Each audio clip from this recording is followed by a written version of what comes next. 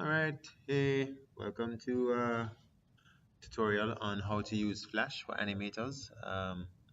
If this is the first time you are watching, uh, feel free to like or share, subscribe.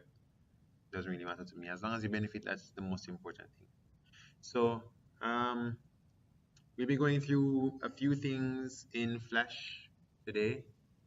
And I know that Adobe has a long time ago upgraded to animate CC, but I still use Flash.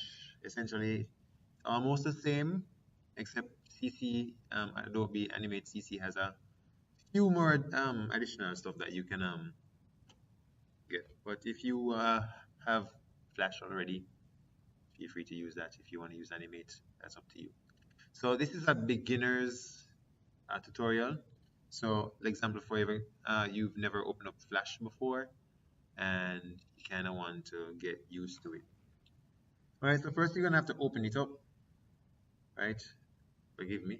I have a little thing here. So when you start it up, Flash, or even if some of this can be transferable to Animate CC as well. When you open it for the first time, you're going to be asked to create something new. In CC, it'll ask you if you want to do an HTML canvas or action script. That is up to you depending on what you want to do. But for now, I just recommend using action script. Choose any one you want. Now, by default, Flash's document size is 550 by 400. But I have since changed mine. So if it was before that for you, you can always change the size. Mine is 1280 by 720. By the way, the way you can actually get this up is by right clicking and choosing document properties. That's if you started already and you want to change the documents. Within this, you can always change the dimensions, the background color, and the frame rate. You can even add the autosave, and whatever your settings that you've set up, you can make them the default settings.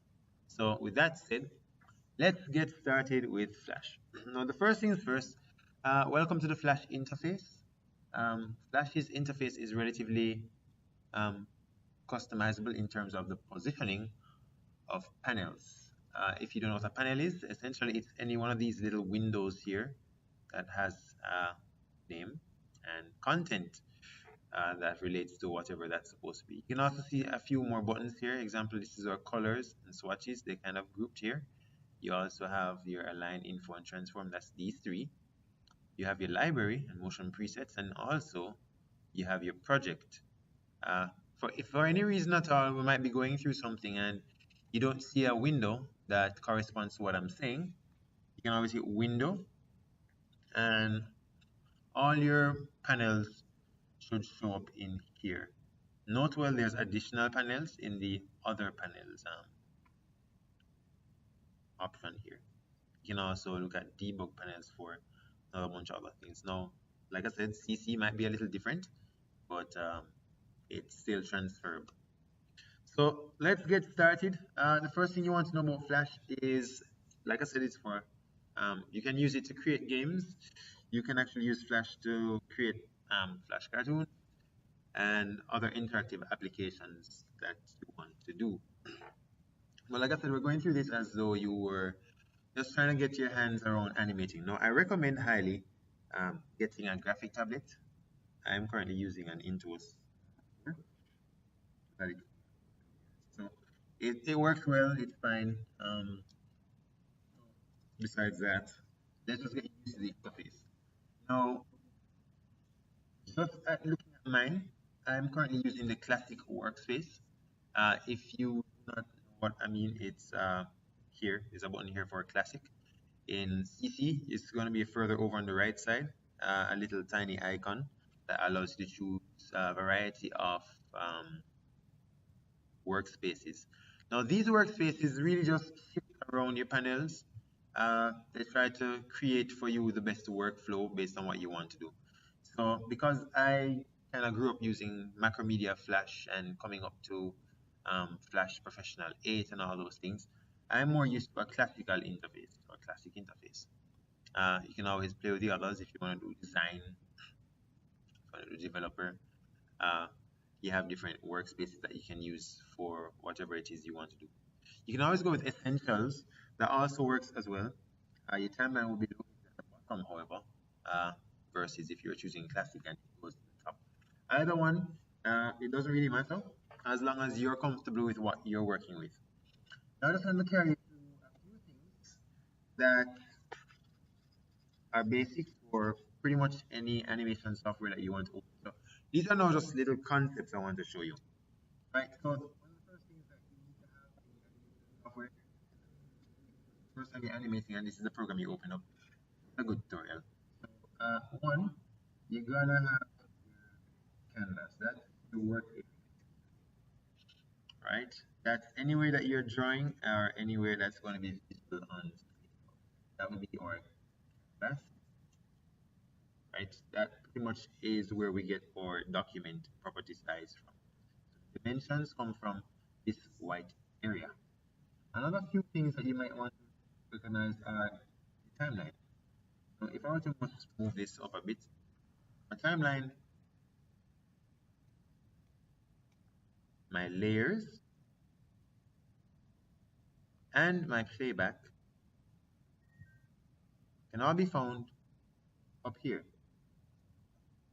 And this is quite a few. So if I were to label canvas as number 1, I'd label timeline and layers as number 2. Playback would be number 3. And I have one more thing in here. We have the onion skin. So onion skin would be another thing that you want to look out for if you're using animation software for the first time. So onion skin will be number 4, right? And the other set of things you want to note is your tools panel. Once you have these tools,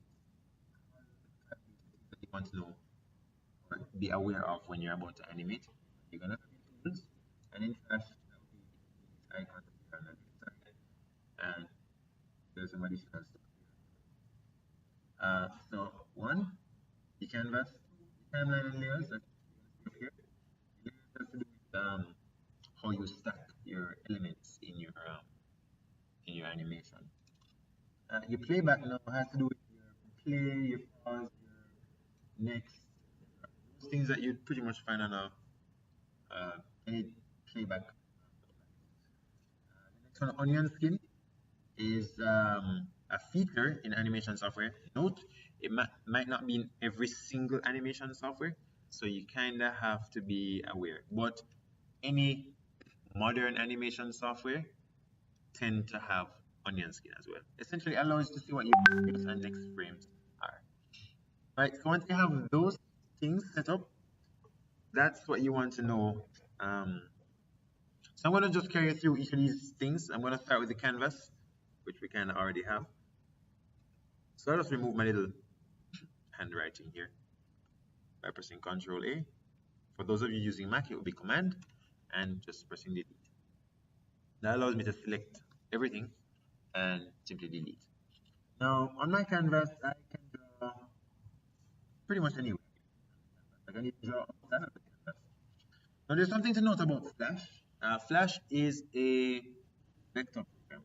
What it means is that I can draw something, and I could zoom in, and I'll just zoom in using this. I don't necessarily need to. We can zoom in up to 800% here. Now you're probably wondering where everything is, but here you'll notice that the thing about vector programs is that no matter how far you zoom in, the quality of the line will always stay. That's because vectors use mathematics to draw things. Now, another thing about vector programs is that when it comes to creating anything in them, is that you're going to have to be wary of two things in terms of colors. One is your color, and another one is you want to pick, now just take a look at this. When I click my rectangle, if you look over on the right side, we actually have a properties panel for that tool. So every single tool you select, well, almost every tool you select, is gonna have properties. That are used to. So my tool, and I'm gonna turn up the stroke size by opening this up a little bit. I'm gonna draw. Note that when I draw a rectangle,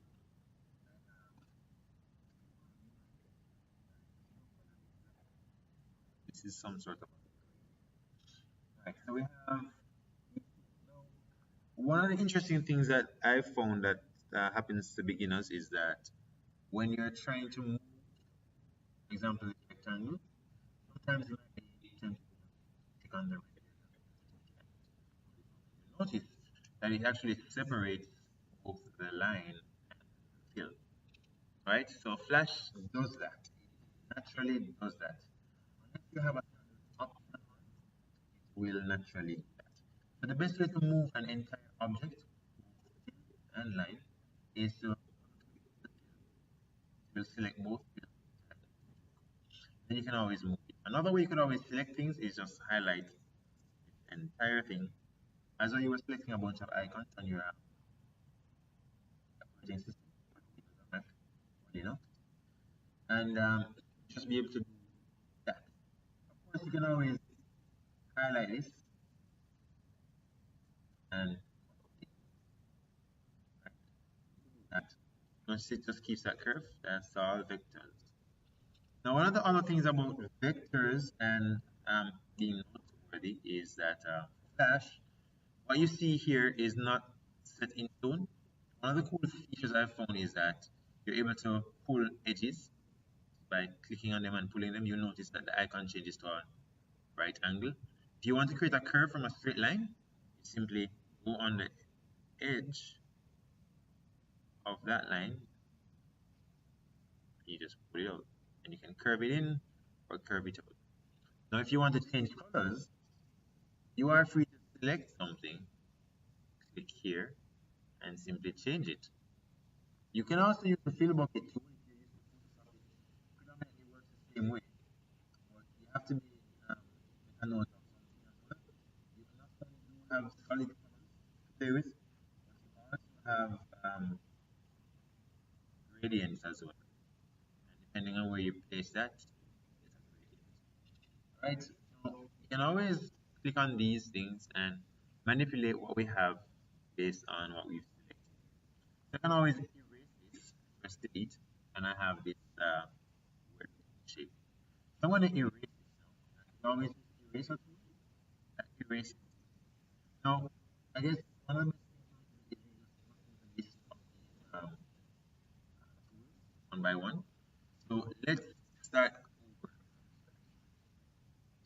Now, for basic examples, it will be required to make the same method before and just draw that.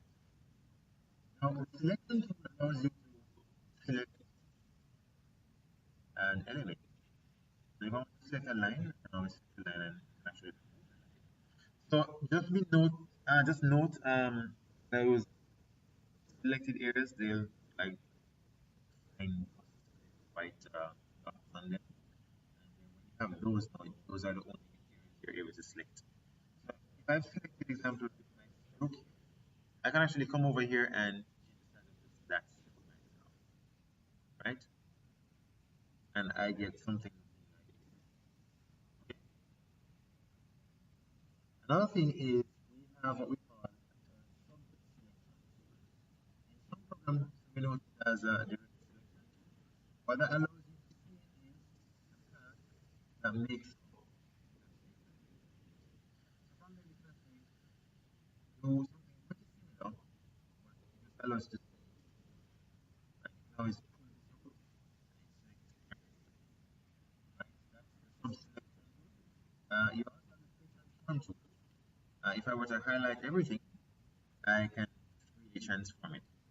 So this will give me movements on both horizontal and vertical sizes. If I were to select the top one, I can only get vertical scaling. I also can select here to get only horizontal scale, and the same for the opposite side. Right? If you want to scale and maintain the proportions in terms of height and width ratio, you can always click one of the diagonals and hold shift, and it will naturally scale for you. But look at this. If I look closely, my line width actually hasn't changed. Isn't that interesting?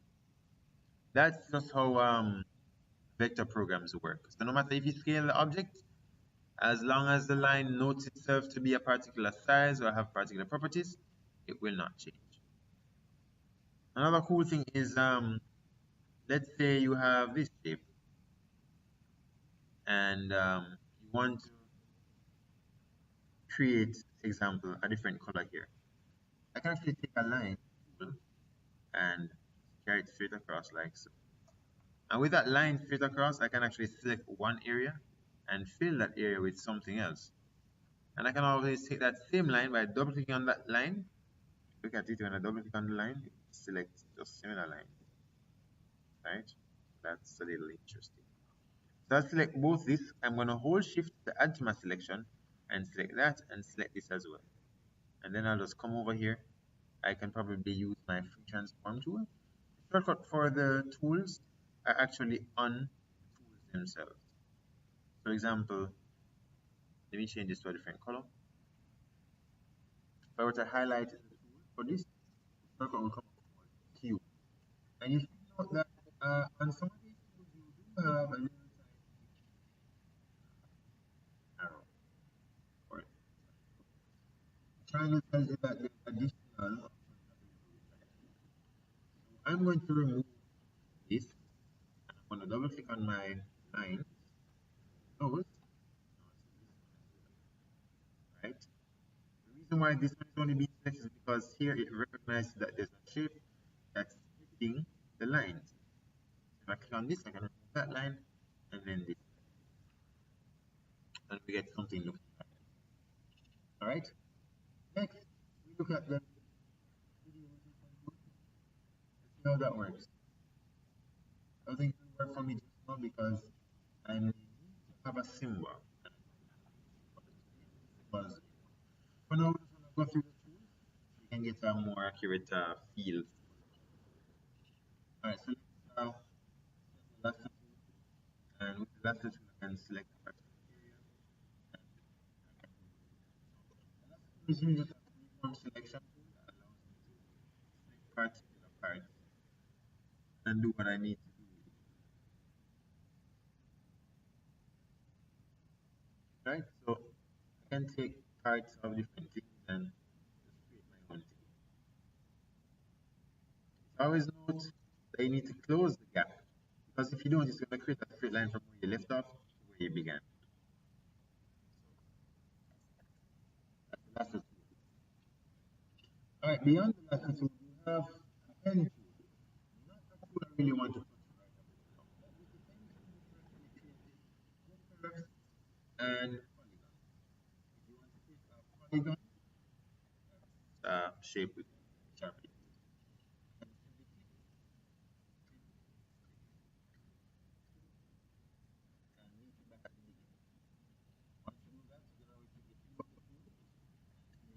In some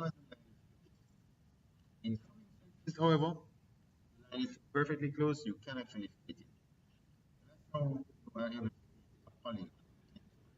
If you want to create a curve, however, you have to click and drag to make a tangent. Once you've created that tangent, you're able to freely move it around and do whatsoever you like. Goes up. Just myself a ball. I'm going to take here and well, tiny face. That's one. I'm just gonna highlight that, Control C, and choose paste in place. This is over to the right side, and I could probably just change the colors to black, dark gray, right? Just give myself those. And one more thing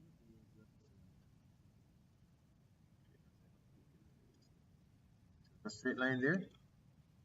Those looks like this, and another one. and just match it there.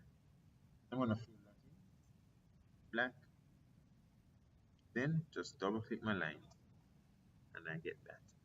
So now I have a cute little shape to work with. And I can always just fill this in some sort of a tan color.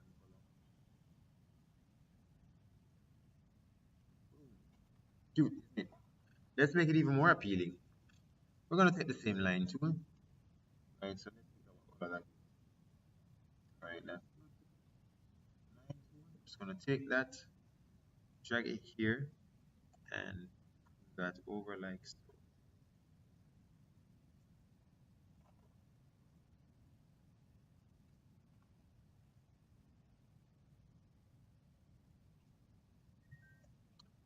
Cute little line right there.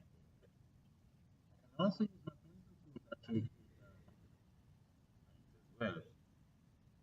But I'm just going to do that. Right, so now we have a cute little dango thingy. And if I wanted to, because it's flash, I'm going to select this, copy. I'm going to move this over slightly, down slightly. Click on this, choose my color, and I'm just going to move the color up just a smidge and move this back into place. 2, 1, 2. And I have me very cute little mascot. Right, so you can actually use Flash for a whole variety of things. Right, that was the line tool. The line tool actually allows to create lines. Pencil tool also allows to create free-form line, and the shortcuts are there. The next tool we can look at is convert anchor point tool. This will come in the I'm about to do. So the cute little character here. Like some parts of it were not too pretty. Alright, so with the convert path tool, if I click on this, you get to see everything that makes up the point of all the curves and all the shapes. If I click on one, I can actually convert this to a straight line if I wanted to, or I could continue out the curve. Right, so I could click on this, convert that curve to a straight edge. Same for this, I could do the same as well. Not the best results, but at least you know you're able to do that. Right, so next tool,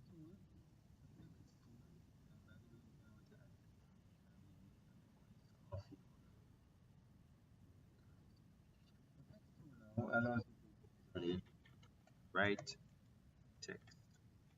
That's all it really does. Based on your field color, that. And that's your right. Now if you come over here, click on it, it's actually still an editable text. So you can actually go in the text box.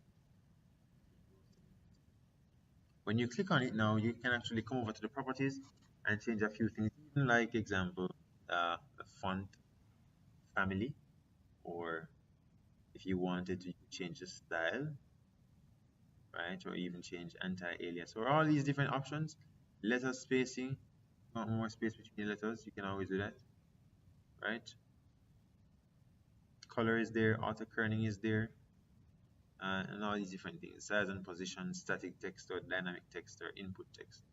These now come into play if you're going to do something more than what you were doing right now, right?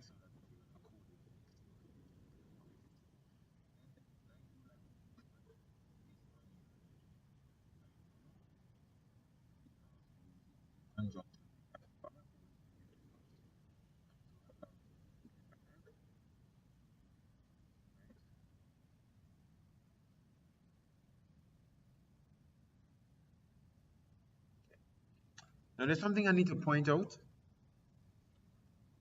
Although this is a document size, one thing I need to tell you is that if you're planning to draw example backgrounds on this, you're planning to fill out this entire scene, example, most people are used to simply in the background in order to get something done, like example GIMP. What happens is that there are no lines or any boundaries as much as you see in the white area, there's no lines or boundaries at all. If you actually want to create something, example, let's say you want to fill in this with some color.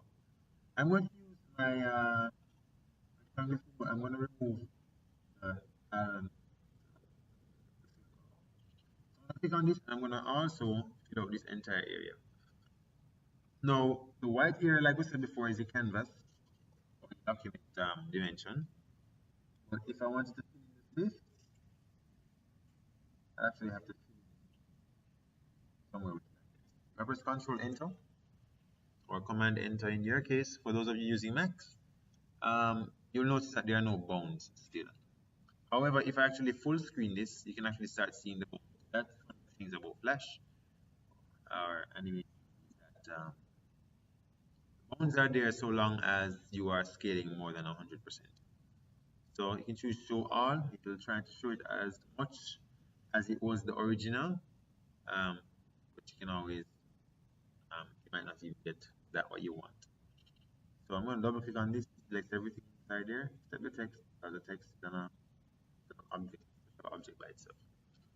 So I'll take that out, on this, take this out, that, double click that, take this out, and this that we have here. So we have this little guy. I might store him for later. Right, let's move on. So we also have a decode tool, and it actually has options as well. So right now it says what is your leaf, or what is your symbol that you're going to be using as your leaf. Do you have a symbol for flowers? No, we don't. What we do is static that it creates something like this. Alright? So decode decorated quite well. You just fill it in. Right? It creates a symbol for you, and notice how it surrounds the little character that we created. And it also fills in the bounds of your canvas. That's one of the few tools that does that. You also have the rigging your characters. The properties are over here. The eye chart because you're actually able to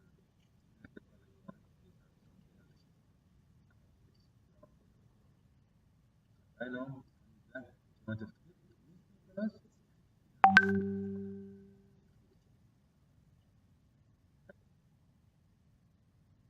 Then you have your eye drop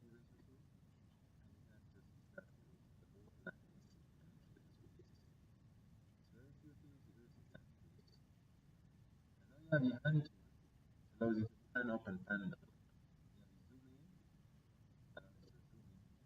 You have these colors. Now there's something else, one more thing about the tools. The tools actually have properties as well. Like look at this.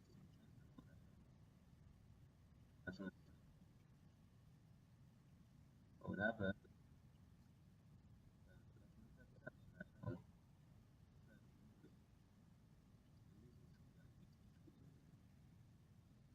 Give you exactly as you brush. And you can always play with them. But that's it for the tools. Animate CC might have more tools, but this one I would just want to stick with it. But remember to also check out additional tools.